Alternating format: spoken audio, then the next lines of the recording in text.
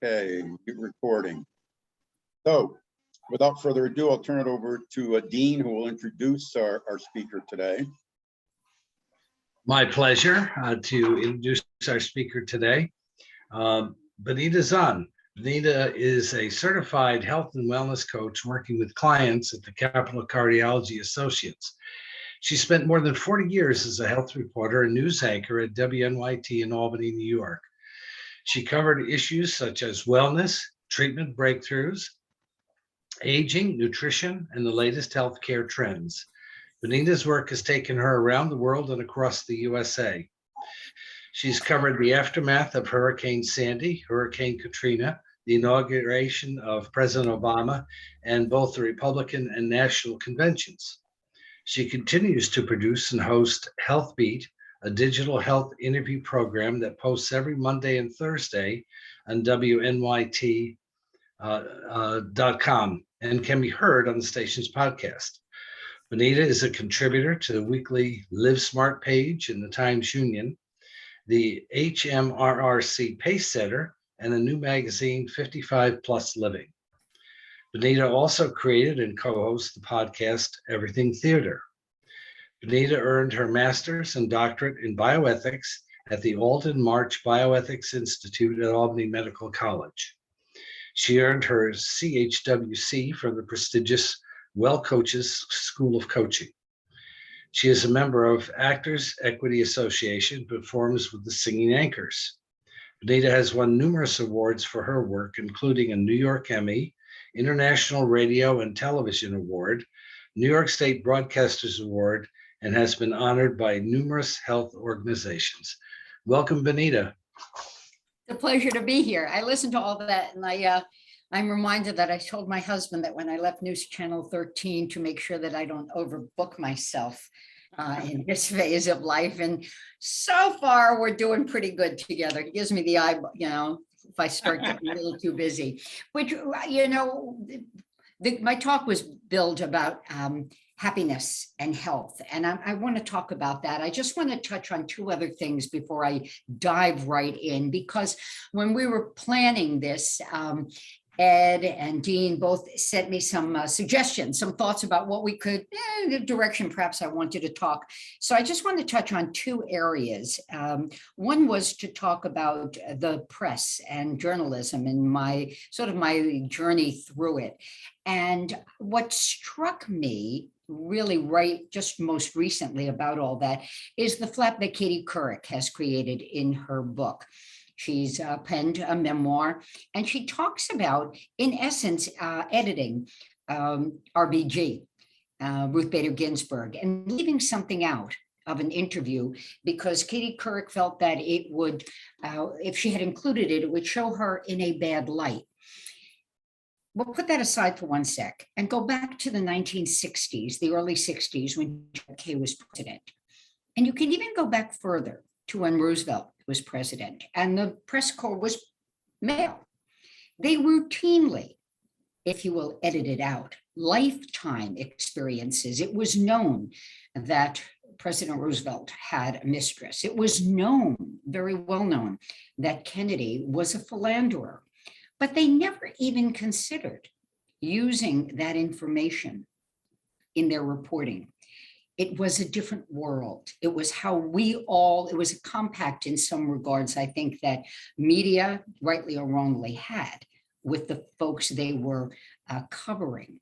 All that changed, and dramatically so, in the 1970s with Watergate. And I often say that as a country, we lost our social virginity at that time because the warts were exposed. And once the warts are exposed, it's very hard to put genies, if you will, I'm mixing metaphors, back in a bottle. So now we jump to Katie Couric. Well, we routinely, as reporters, pick and choose what information we share in context to the interview that we are doing. There are times where something pops up that's just so important to the public's well-being that you simply have to include that, whether that was on or off topic. More times than not, people say a lot of things and you have to know the context in which it was said. In this case, I think two things were going on. One, women. Katie Couric is now, she talks about it, being excoriated because unlike the press corps back in the 40s and 50s and 60s, there is, of course, there are two sets of judgmental tools for men and for women. That's number one. I still see this happening despite the proliferation of women in journalism. But number two, it was the context in which that conversation was had. And Couric goes on to explain that she didn't think that Ruth Bader Ginsburg, the esteemed justice, fully understood the question that Katie Couric was asking. So was she right in not including and editing out? Was she wrong? That's for history to judge. I just wanted to share an historical perspective and the thoughts that go in to reporting. I've had many an interview where people are off topic. Do I not use it?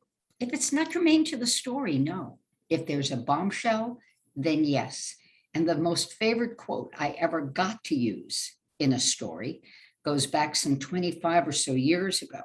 And I was reporting, my interview was Judge M. Andrew Dwyer in Rensselaer County. Many of you may remember him, you know, camel smoking guy with the flat top and, you know, way. And there was a backlog of cases in around New York State, court cases, and they were moving judges. The judge was the caretaker for his wife, and he refused to be moved downstate. And the court management, if you will, threatened to censure him. And I raised that. I said, but Judge, they said they'll censure you. And he leaned across the desk, all of his power, and he said, they don't have the gonads to do it. Well, of course, I used that sound. He knew exactly what he was saying, and it was in context.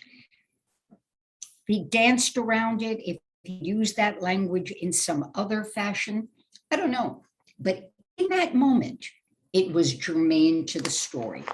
So just a little bit of behind the scenes on that. And then we also discussed the bioethics during this time of COVID and treating or not treating patients. You're probably reading about docs who are on the fence about treating patients who are not vaccinated. And do they have the right to do that? So I did a little research into this, and it marries into the studies that I went through and provided, and this also in some ways goes back to journalism, provided the decision is based on protecting the other patients, i.e. the greater good, and not because a doctor has a personal disdain for someone who doesn't vaccinate, then that doctor has the right to not treat. As in, if I allow non-vaccinated people into my office, but I can't fully protect the rest of the population, then I have the right to protect the rest of the population. Perhaps there are immune compromised patients who can't take a vaccine, or the vaccination is not as effective, as we just sadly saw with Colin Powell, who had been battling multiple myeloma, but was fully vaccinated and yet still contracted and then succumbed to COVID-19. It goes back to context, just like in journalism. It's context. Can we be fully non-biased? I don't think I was ever fully non-biased. I'm a woman. I'm the oldest child of an ethnic family and suburban upbringing. These are all things that affect my perception of the world, and they may be very different than a colleague's. The key is to be aware of your biases and then do your best to keep them out of your reporting. And I'm troubled now, as I hope many of you are, by all of the citizen journalism that's popping up. These are people who perhaps mean well, perhaps don't, I don't know. But they don't apply this type of reasoning to what they are doing in the information they are sharing. And believe it or not, we really do self-police, at least in most newsrooms, we self-police. So there has been this shift. And then how does all this come into our health and happiness? I'll say the word to sort of tie it together is awareness. And as a health coach, that's central to what I'm doing now. And I work with patients who are both clients and not clients here at Capital Cardiology. But the thread for all of them is the awareness of their health, what they are doing, and the honesty with all of that. So I usually, there are many things I ask, but the goal of my work is to help them identify their why. It's not just because the doc said you lose the weight. It's not just because the doc said your A1C or your sugar level is too high or blood pressure is too high. Why? Why is it important ultimately for you to make those changes? And how do we buoy ourselves? What's the undergirding to help us empower ourselves to make these changes? And I'm going to say that it's happiness. And I don't mean it in a Pollyanna sort of way, but it's finding the connections in life that support us and our well-being. And there's a great body of research into this. And for me, the amusing part was I've been talking about finding more joy. And it's in your closet. It's not out there. We have it. We're born knowing really what to do. I'll get to that in a moment.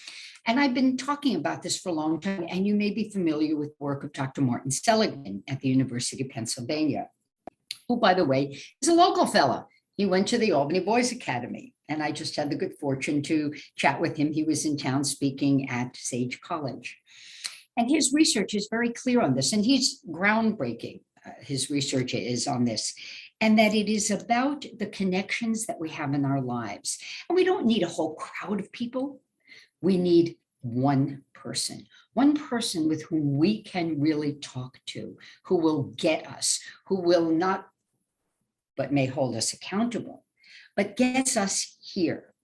One person. So then there's sort of a series of questions you ask. So does sunny day make people happier? And you may be sitting there going, oh yeah, well, you know what? If you ever lived in Syracuse, you know you can't rely on the sunny day. It's always raining out there. Utica. So it's not the sunny days. They may lift our moods in the moment. Overall, that's not what makes us happier. Is it having more money? Well, it may make us comfortable, but money in and of itself does not make you happier. In fact, in some cases, it's a burden.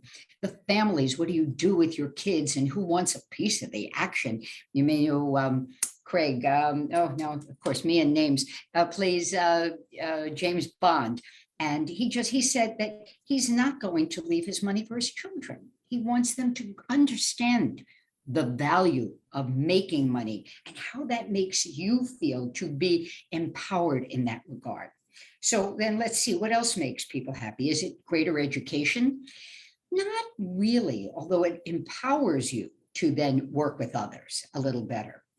Is it religion? To the extent that it provides us with a community, yes, it can.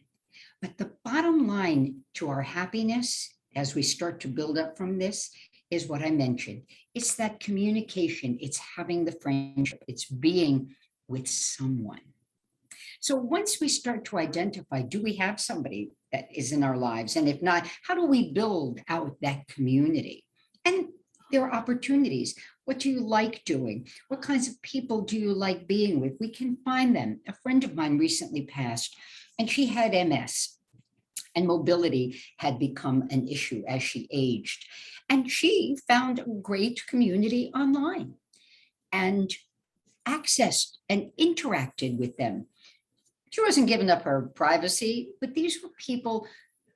Some in one group, it was folks who were seamstress, and tailors, people she knew, the work that she knew, and she could connect with them, and they could share patterns and sewing tips and things of that sort. And she had a regular schedule of spending time with them. They all met at a certain time. Perhaps it's walking you like. There are walking groups you can sign up for right here in the Capital Region.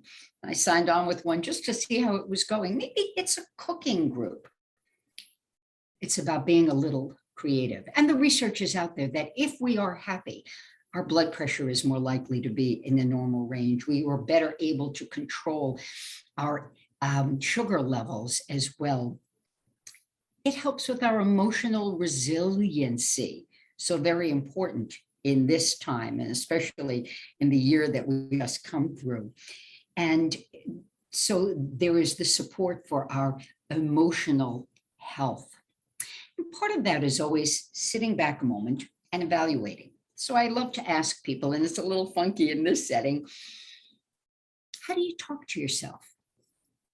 If you pick up your purse or briefcase or the bag of groceries and it flips or it rips and the items go spilling, what's your first inclination? Do you call yourself a dummkopf and you should have better if you only, or do you laugh and say, you know what, it happened, let me go clean it all up. Good thing the eggs weren't in that bag. If you're in the first group, I'm going to ask you, if you had a friend who talked to you the way you talk to yourself when things go south, would you be friends with them? The answer at least should be no. If we spend time with people who run us down, we get run down. And that begins to affect how we perceive ourselves. So the language we use with ourselves needs to be more gentle and break down really what's going on. If you always find yourself talking to yourself like that, is that habit? Is it how you grew up? Is it how others have been talking to you? Is it a sense of insecurity? A lot of what we have to do, it's the work we do. As a coach, I'm not doing the work. I'm asking you questions for you to do the work, like determining your why. And so many times we go from 0 to 60 when something happens. You know, you get a phone call from a loved one, and it sounds, maybe you've got grandkids and one of your kids calls and says, you know, Johnny got held back in school today. He had to do detention. And in your mind, you've got that granddaughter or grandson living in the basement in your kid's house until they're, 40, mooching off them. And you're thinking, I have to support them. Well, no, let's just break it down into its component parts. We go from 0 to 60. We anticipate, we do this so often. Sometimes we do this, it's sort of the old negative bias. And I would imagine many of you know what negative bias is. We are geared to thinking the worst. And why is that? Well, I think in the old days, really, it served to save us. In the days of yore, if you heard a rustling in the wind, well, it was probably an animal, maybe a bear, out to make you dinner. We're still programmed that way. So the negative bias says you hear the rustling in the wind, you think it's a danger to me, when in fact it's just a rustling of the leaves due to the breeze. So how do we stop this negative bias? Because again, when we have positive energy, we're healthier. The negative energy drags us down. It impedes us. Number one is just recognizing negative bias. We will always, most of us will always think, oh my God, the sky is falling. So the thing you have to do is stop and go, yeah, sky's up there. It's pretty good. What's really going on? What do I really need to understand in this moment? And then turning it. It also turns out, the study of positive psychology has found, you cannot hold opposing thoughts in your mind. If you replace that negative thought with a positive one, the negative one goes away. We can't hang on to these competing thoughts. So you spill everything and, I'm such a fool. Look at me, I'm so clumsy. Stop. Maybe the dialogue goes this way. Well, goodness me, I'm really fortunate to have so much stuff that it broke through the bag. Wow, I'm fortunate. I am so fortunate. Look at all the stuff I've got there. And you know what? I had a bag and I used it for so long. It really served me well. So I'm very thrifty because I kept that bag. And I must have taken very good care of it because it served me for so long. So how wonderful. Now I have an opportunity to get a new bag to carry all the stuff that I own. You see the difference? How we have just turned that perspective. And I'm a fan of saying, it's the same glass of water you have. But if you take that glass of water and you hold it up to the light and you turn it, it looks different with each turn. Same glass of water, but it looks different. So I'm fond of saying, if nobody's bleeding and nobody's dead, it's not a big deal. And I love putting the big deal test in pretty much all the time. Nobody's bleeding, nobody's dead. We'll survive it. The other thing is, how many of you, again, I can't see, you can't tell me, but how many of you project? You've got to go to the doctor, you've got to get something done, work's going to be done in the house on you, what? And you immediately go to the worst. A dear friend of mine says, don't bleed until you're cut. And the odds are you're not going to get cut. File that one away for the next time your heart goes zoom, zoom. And then think about all the energy you have spent zooming. Energy you could better spend on yourself. The other thing I love to remind folks about, if you will, is stars and stickers. So take a moment and to yourself answer, did you make your bed today? Did you brush your teeth? Did you contemplate murder, but didn't? You deserve a lot of stars for that. What we know with children is the positive reinforcement really helps them progress in life. But we forget this as adults. We stop doing this to ourselves. Listen, if you made your bed this morning, you may be ahead of the curve. A lot of people, give yourself a star. Brushing your teeth, give yourself a star. Being kind, give yourself a star. We always instead look at the end of the day, we've got this to-do list, even as retirees. The joke is you want to, you've never been so busy until you retired. We've got this list of things, many of you, that has to get done. But that's like the myth of Sisyphus.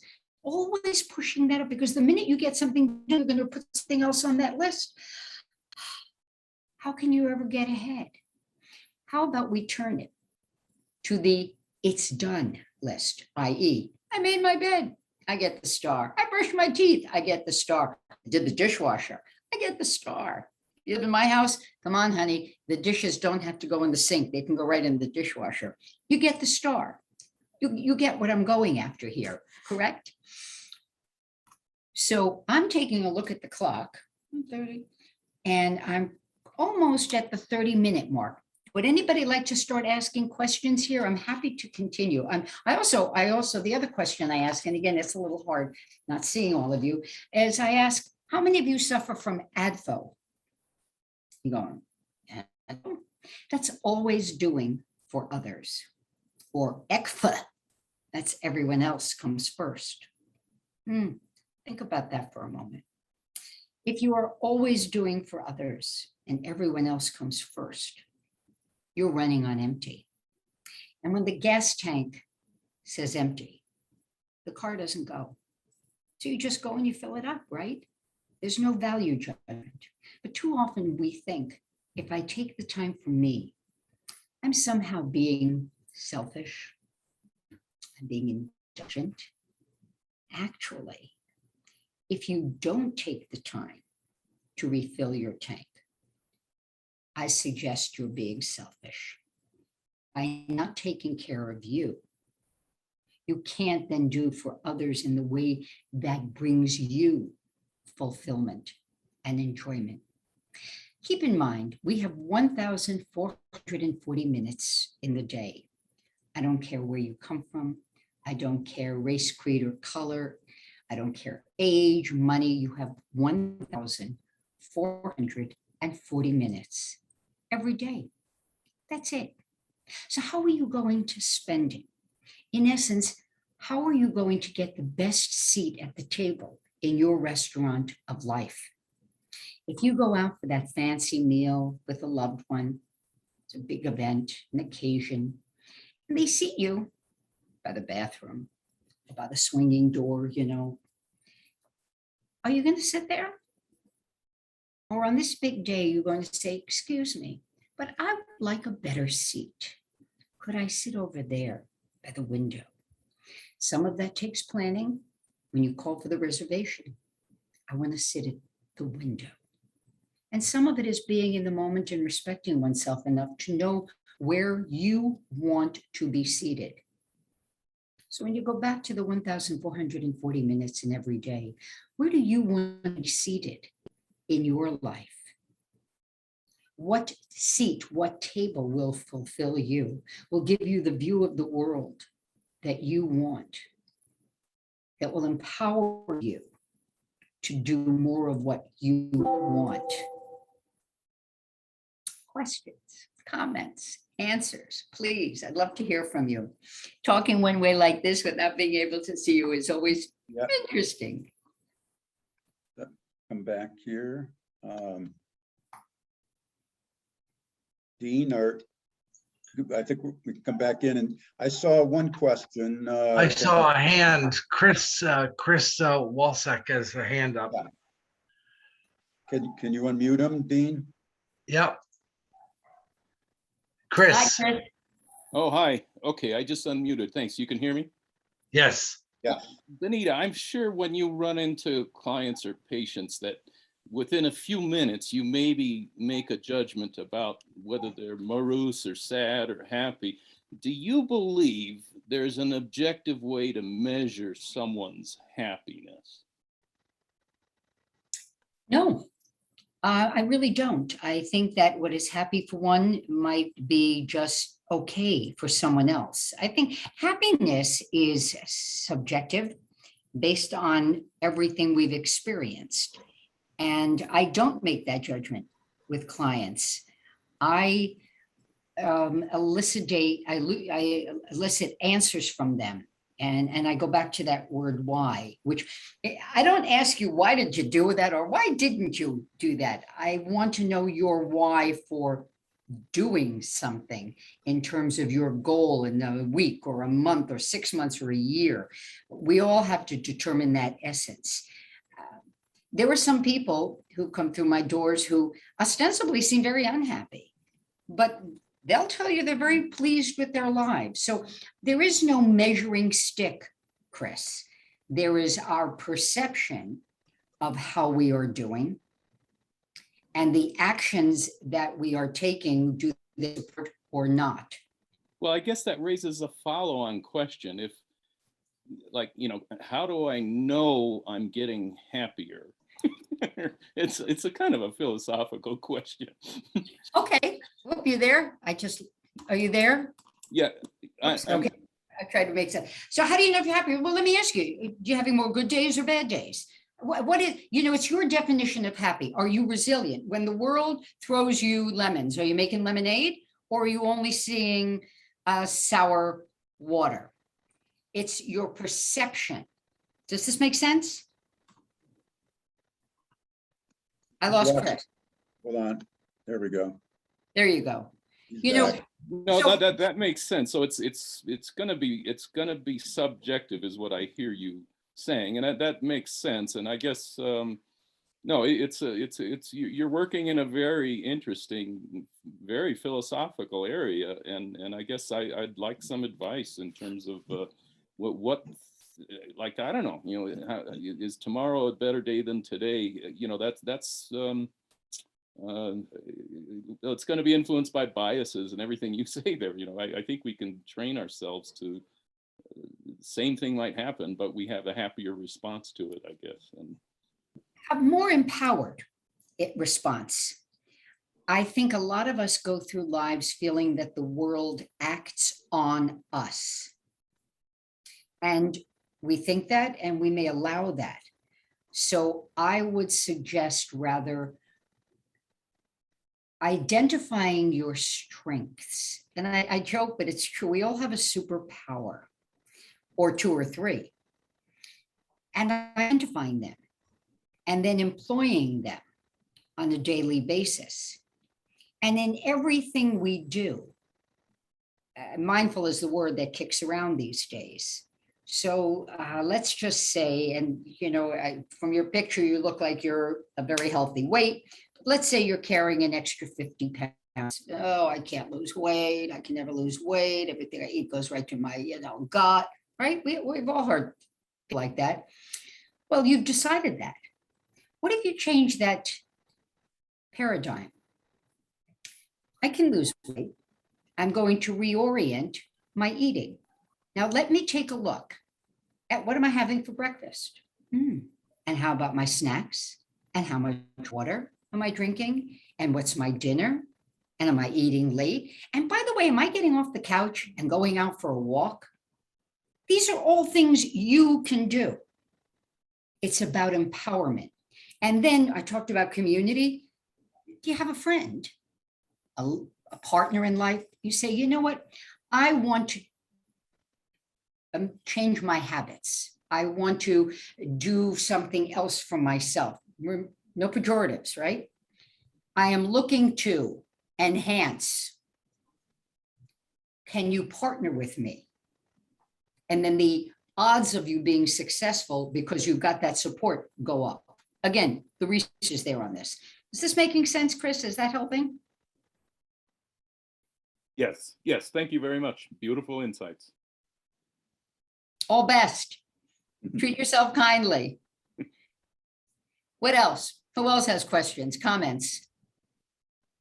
Looking, actually, Benita, while we're waiting for some other people to come in, we were talking before we started about how, by definition, the emeriti are older men and women because we're all retired. And there are certainly studies I've seen that suggest that older people are more prone to depression, partly because as you grow old, your health begins to deteriorate. But also, I think, as you were talking about, older people become socially isolated because their spouse passes away or their relatives or friends pass away. Do you have any advice specifically for seniors when it comes to happiness and how to try to fight that susceptibility to depression? Yes, and you know, it's interesting, and it's sort of a dichotomy. They also find that mental illness, if you will, diminishes as we get older. Whether it's this, the body can't keep producing that negative input, but there's some research, some pretty good research on that. So I did mention it's identify, first of all, nobody should retire to nothing, number one. And if you've retired to nothing, take a step back and go, okay, what interested me while I was working? What did I always say I wanted to do? Was there something I wanted to engage with? And do that, step into it. Look around you. What's important to you? Is it kids? Well, there's a fella I know, and he and his wife do a backpack program they got involved in. Now the world is reopening. Maybe it's a religious organization, Red Cross. You know, they need somebody to sit at the door, sign you in, and show you where the cookies and juice are. And you get to meet people. You know, Dean smiling, think out of the box. If we were all honest with ourselves, there's probably a half a dozen things we always thought that might be nice to do. Well, go do them. Now is the time. You've got the money in the bank, right? Because otherwise you'd still be working, or you'd be the greeter at Walmart going, can I help you get a car? And that's great too, right? But this is the time in our lives when we should not be censoring ourselves and instead looking to broaden. The world can become smaller because of health. Understand, I'm not diminishing that. But as I mentioned about the lady friend of mine, she found a way to keep her world large and vibrant. And she did it through an online community. But you have to take the first step. I can wave the wand and say, go ahead. But where you go is your choice. And there's responsibility in making steps, Ed. And a lot of us are responsibility aware. Oh, what if I'm wrong? Well, so what? Really, that's the next. So what? Think back to your childhood. You wanted to do something. If I ask my parents, and what if they say no? You know what? The worst thing that happens is somebody says no. But really worse than that is you didn't explore the opportunity or the option. So I know, Ed, that you play golf. Yes. What I don't know is, what's your stomach for going for it over the water or laying up? Yeah, well, yeah, I tend to lay up, I have to admit. But you know that about you. Yeah, exactly. So knowing that should help you set up the path in front of you. Me, I'm going for it. They're If I going lose a to. ball, I lose a ball. What the heck? It's only one, golf ball. But there are times where you also have to be in the moment, that word mindful again, mindful enough to know that laying up is the smartest thing to do. But on the other hand, going forward, if I got better than 50% chance, why not? Because if I make it, how delightful. And if you could see the smile on your face thinking about that. Good. I see a question from Undine. Undine, hi. Unmute, please. Hi. In former times, I read about the hormone oxytocin, and oxytocin is apparently a nurturing hormone, which apparently, and you might answer that, women have more of that oxytocin hormone, which would entitle, with childbearing and all that, which would help women, I guess, being older, also to form these relationships and to be in communities, as you said. So what about men? I mean, is there a difference with this oxytocin that, women seem to have more available than men, and how does it help you in life?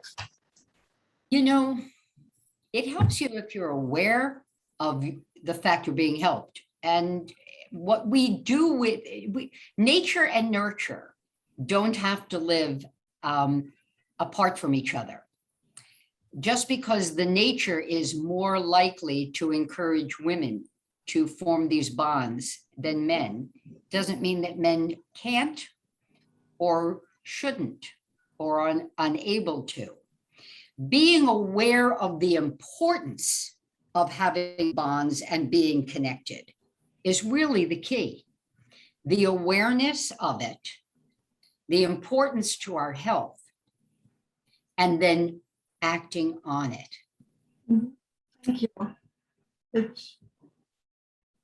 And being active, and there's a new school of thought that raises some questions on this, but for a long time it was understood that if we're active, we create a hormone that makes us feel good. So I always joke that when I'm driving in the car and I'm singing, if I'm speeding and the cop pulls me over, he can test me all he wants. He's never going to find anything wrong because it was just my feel-good hormone. Some are questioning whether that exists to the extent we thought it did or not, but let's just say it does. So again, it's that moving the negative thought, replacing it with the positive thought, and believing we can. That's the other thing, is believing that you can. Sorrel, I see that you you're up, but I don't see the question. Right. Sorrel had a question. I think he had his hand up and then. I would be happy to answer, but I don't see the question there. Hi, Sorrel, Sorrel.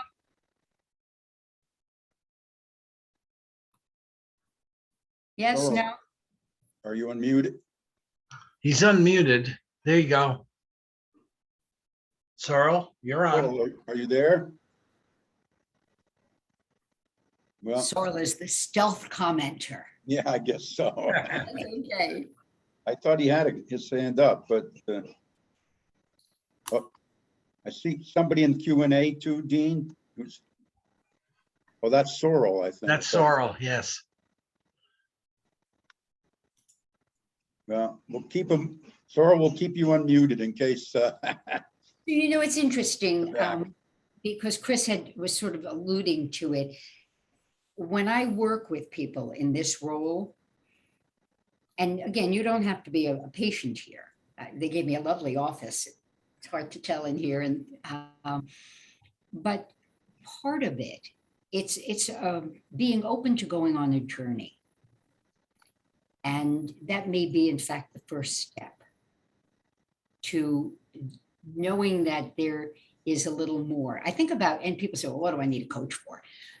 We just came through the Olympics, and the Olympians there were a number of articles after about how coaching helps them better tap into their talent, their special power. And I shared with the client earlier today that we all, there are mirrors in our lives, and we bring our biases about ourselves and our lives to what we see. And sometimes life is like a house of mirrors, and there are a lot of mirrors that will distort the reality.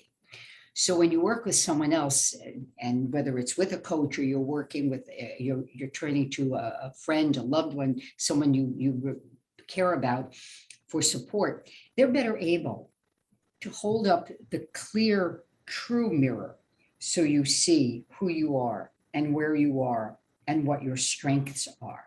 I always say that when we sit in the room by ourselves, the words kind of bang around on our heads, and there's really not a lot of room there. So you can't lay it all out. So in anything, whenever we're looking to make a decision in our lives, if you reach out to that support, again, we know that's help us be happy. We can better lay things out and then reorganize them like the pieces of a puzzle.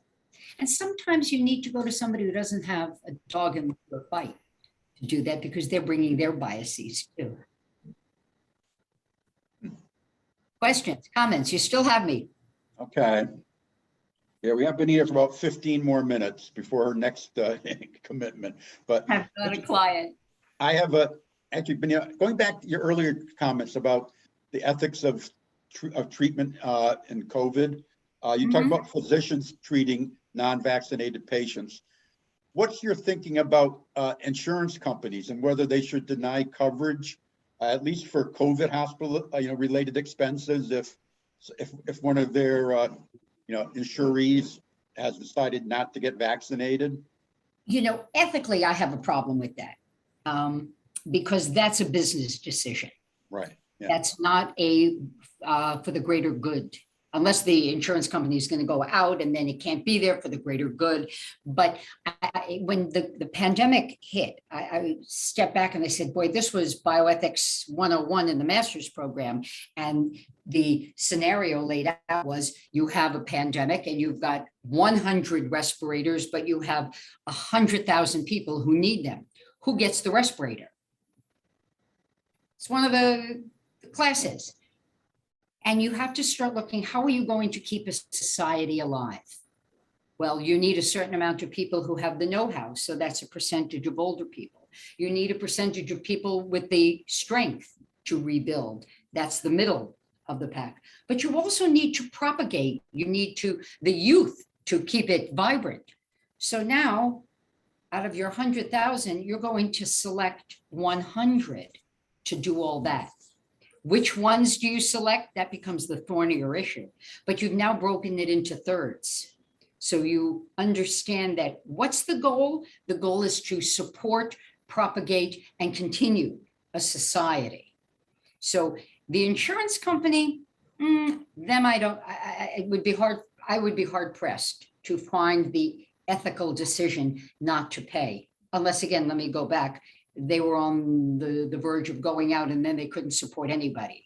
But for a hospital to say, I cannot treat this one, but I will treat that one, the ethics are there. How do you continue a society? If you've got somebody who is about to pass and is in need of such extensive care, but you have a younger person who may need extensive care, but the odds of their survival are greater, bioethically, they win. What In that position.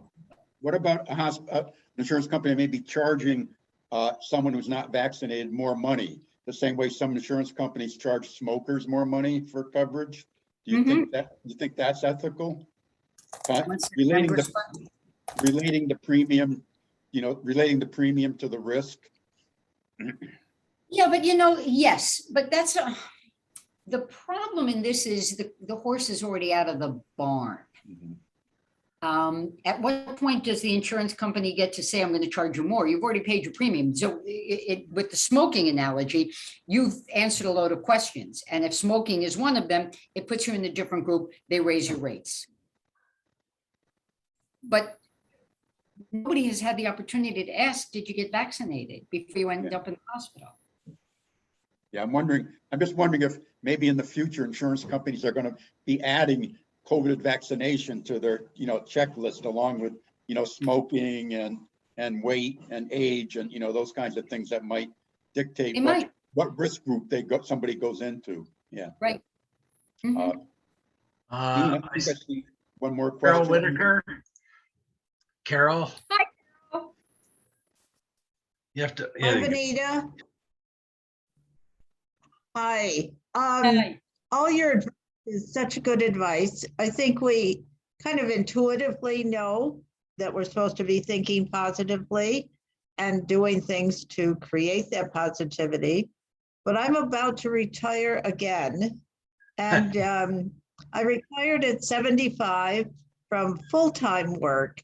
And I've been teaching online graduate students at the School of Public Health for the last several years, but I'll soon be 80. And I kind of wonder who wants to listen to an 80-year-old instructor, But the other thing is, I worry about Carol, let me retiring jump in. again.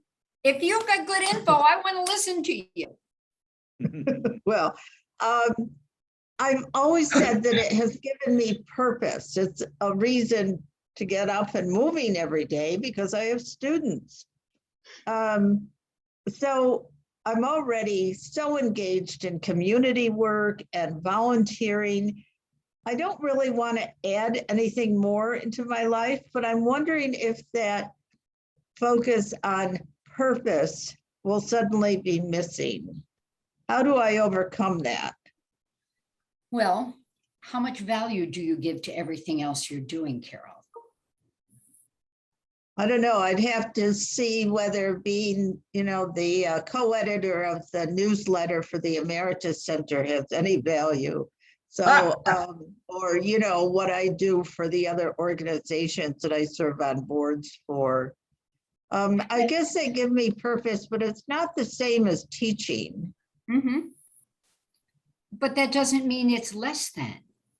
And it's possible, might I postulate, that because you've been teaching, there hasn't been the room to explore the value and purpose from your other endeavors. That's possible.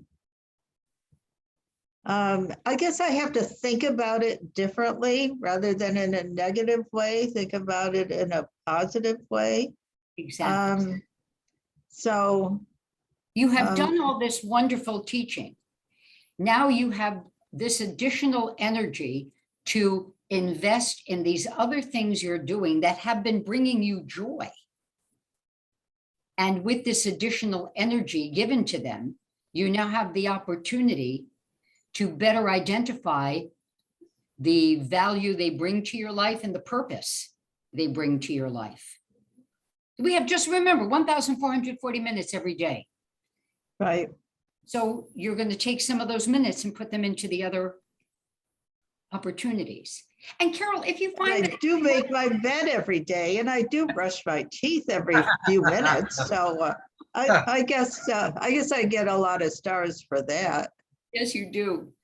And Carol, the thing is, if after 2, 4, 6 months, you sit down and you go, I love doing all these other things, but I need more.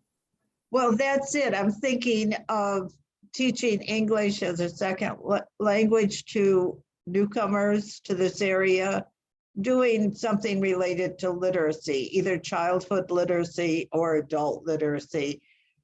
That would be my primary next step, I think.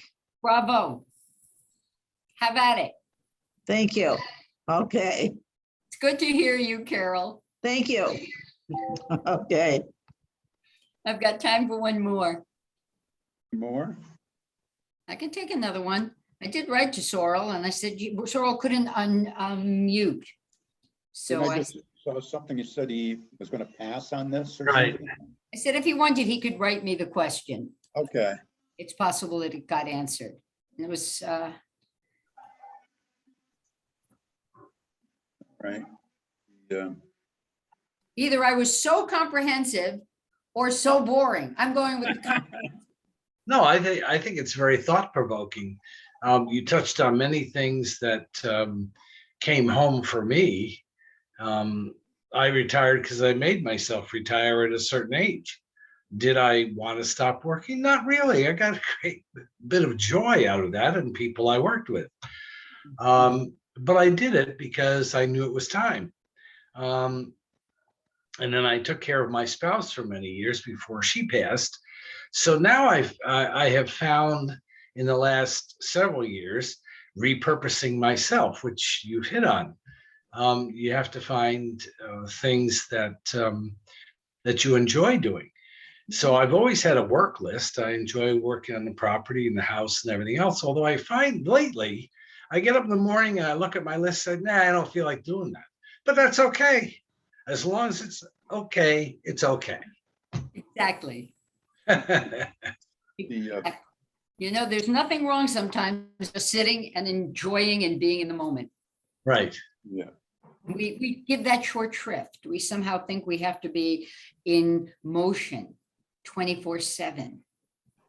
When in fact, as my husband, the athlete, will always remind me, rest never hurts. never exact.